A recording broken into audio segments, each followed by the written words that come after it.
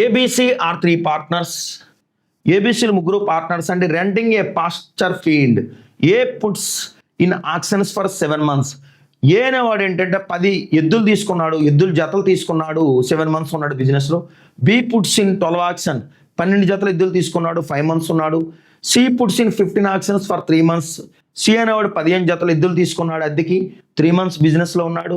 If the rent of the field is 1750 రూపాయలు అయితే కనుక find the share of rent paid by each partner.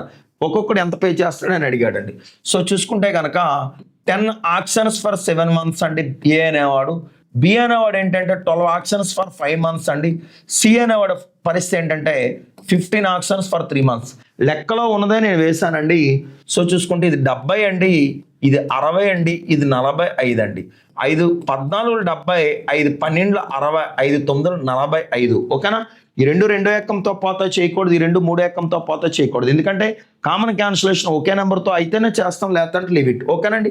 So ఇక్కడ చూసుకుంటే కనుక ముగ్గురికి ఎంత పడిందంటే రెంట్ 1750 రూపాయలు పడింది. ఇండివిజువల్గా రెంట్ ఎంత పే చేయాలని అడిగాడు.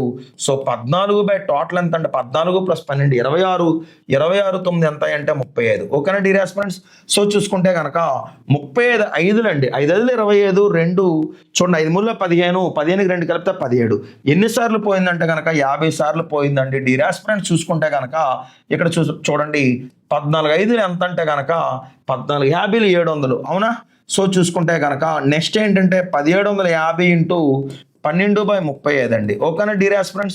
సో చూసుకుంటే కనుక 50 12 ఎంత పడుతుందంటే బికి పడే అద్దె 600 రూపాయలు పడుతుంది. అలాగే సికి పడే అద్దె ఎంత పడుతుందంటే కనుక 9/35 అండి, 35 50s అండి. సో 450 రూపాయలు పడుతుందండి. Understand or not? ఇది లెక్క అండి.